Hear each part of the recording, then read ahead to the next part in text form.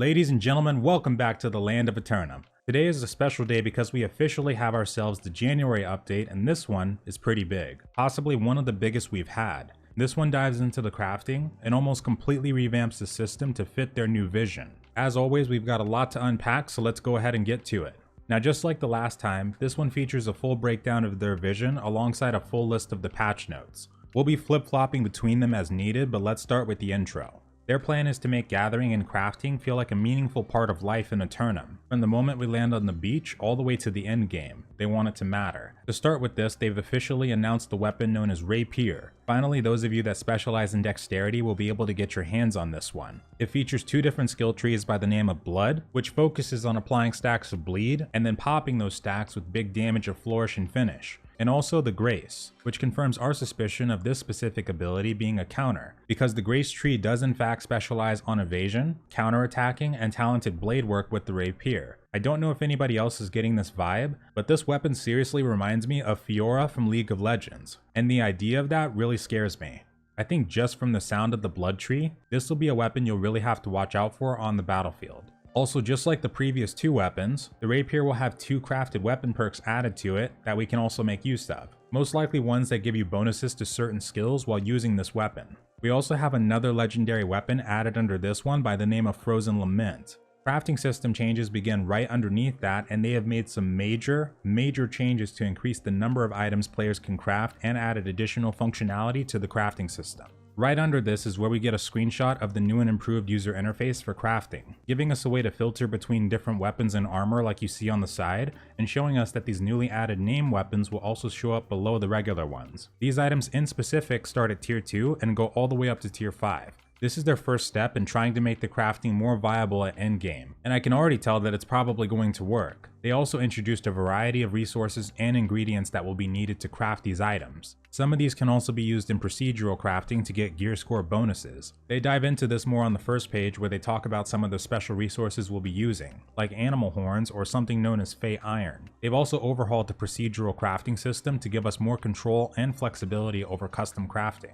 So now, like similar to before, we can invest different levels of Azoth while crafting, but on a deeper level now. And the more Azoth we end up investing, the more bonuses we'll have a chance of getting. My only concern with this is that I'm hoping they have a plan to increase the cap of Azoth. Sometimes it can be a little tricky to work with the small cap of 1,000 that we had, and as a crafter it's even more so. But at a cap like 2,000 to 5,000, I think it would be a lot easier to manage, and we wouldn't be wasting as much potential Azoth over time. They've also added the ability to use higher or lower tier materials within the same type, like different tiers and quality of metal like this one while crafting a great axe. And I think this further dials back to how in a previous update, they talked about how the level requirements were going to be tied to the gear score and the quality of weapon instead of just the tier. So like if you have a star metal sword but you utilize bad materials on it, it can have a lower level requirement than before, which used to be 35. They've also added new ways to unlock recipes, which is exactly what some of us were hoping for. We can now get artifact recipes that let us do a single craft of the item, and recipe schematics that will allow the player to permanently unlock the recipe. Now this is going to help people who specialize in crafting become more unique and stand out from those who just do it casually. If any of these recipes are tradable, that immediately gives a massive player incentive for economical interaction. There might be players that hunt down and sell nothing but these crafting recipes, or farm them specifically for their guild. Next thing is that now trade skills are officially capped at 200 to unify gathering, refining, and crafting progression. I will say that I like the idea of the soft cap and endless progression for the crafting system that they originally had, but maybe people would prefer it this way instead.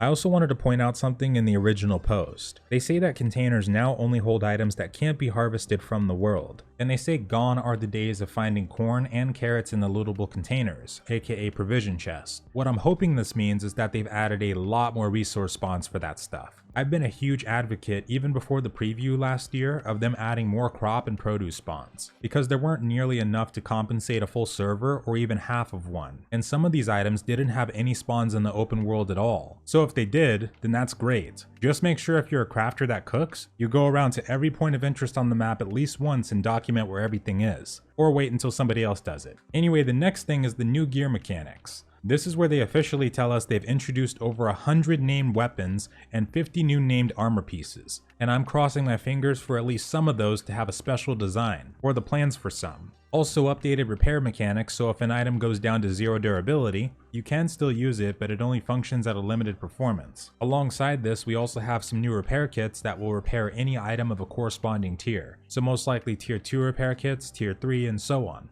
Food mechanics also had a little change. There's now only 2 specific types of food buffs we get. First one is regular buff food, second is recovery. They've heavily changed the way the recovery on this stuff kicks in, so in terms of food stacking, it sounds like we can still do that, but it won't be nearly as effective. The buff food is self-explanatory, provides a gameplay buff and long-term slow health recovery. Recovery food is intended for a quick HP regen, but also a long-term slow health recovery. And some of these food items will now buff a different variety of attribute combinations. So this will be extremely useful in field boss fights, all the arenas, elite mob areas, you name it. And the buff does persist through death, so you don't have to worry about re-upping it each time. Last thing is that warding food is taking a backseat for now, but they're planning to introduce potions to replace that.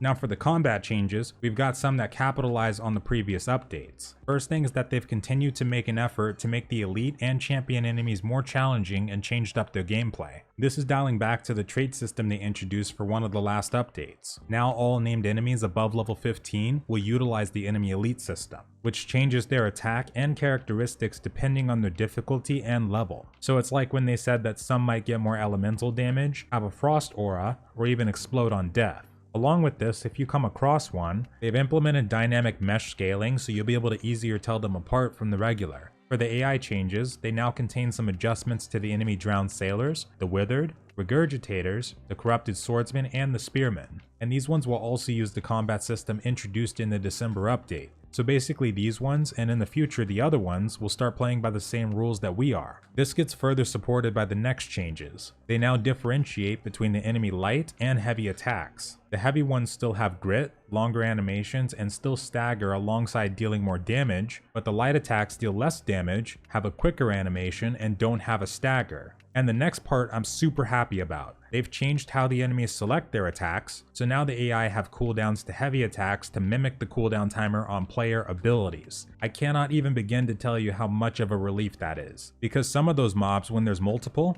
like the dryads, have a very big knack of spamming grid attacks like no tomorrow. But they've also increased the difficulty of AI when players are fighting above their level. So like if you're level 35 and the mob is higher, this is what happens. 3 levels above and armor buffs will start to kick in, 5 levels above and now we have damage bonuses, 6 levels above and these mobs will outright kill us instead of placing us at death's door, aka knocking us down, 6 or more, and the AI will also have increased perception, basically saying that their aggro range will be crazy. And 10 levels or higher, and those enemies will no longer be staggered at all by the players. For the combat system updates, they've actually reduced the amount of weapons a player can carry from 3 down to 2. This is a big one. And I'm surprised they put it in this soon, because I think people only started asking about it after like the December or November update. But yeah, now we can only carry 2. This will drastically change some of the builds you'll see people use. And now of course life staff is probably out of the picture for a lot of us, even though me personally I wasn't intending to use it as soon as the Great Axe showed up, but now you really have to specialize. For the ranged players, they've also added the ability to move during the ranged attack animation. Plus you can cancel them like the melee players can. Along with this, they made some changes to grit, so now we have a better idea when it breaks. Next, we have the balance changes that start with the Warhammer. This one's heavy attack no longer has grit on the startup animation, which I'm kinda sad about to be honest. I like using it, but Warhammer might become that lonely kid in the corner if it gets any more nerfs like this past this update. For the bow, they made a slight buff to the Rain of Arrows skill to reduce the animation lock. But for life and fire staffs, they have officially started to answer our prayers. Ladies and gentlemen, we now have a reduce on the startup animation for each one. Let's hope this gets applied to those heavies at some point too, but for now, this will probably help. And the last thing we'll talk about is the UX and UI changes they've introduced. First thing is that now, they've added some visual variety to different settlements. So now all of them should have a unique layout, like Reekwater.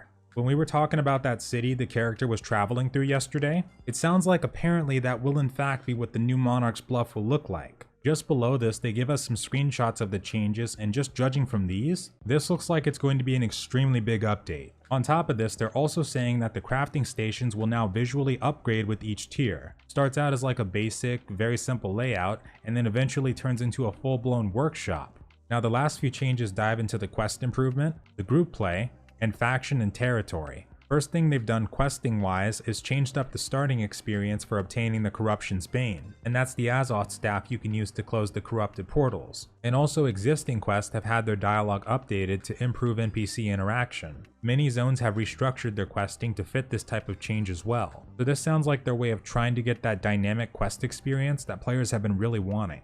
For party play, as long as the party as a whole deals at least 15% damage to a creature, everyone in the party gets experience and a chance for loot. And also the main thing they've done here is adjusted the amount of experience that is granted when an enemy is killed by a party. Previously everyone got the full experience for it, but now it gets split based off of how many people are in the party. And the last thing is their changes to the faction and territory bonuses. We started seeing these a little bit during the preview, but now in preparation for an upcoming larger feature that will give bonuses to both company members and everyone in a faction that owns the territory, they're making these following changes. Reduce the tax saving for company members in a territory down to 30%, reduced house price savings for company members in a territory they own down to 20%, and reduce the gathering bonuses for them down to 10%.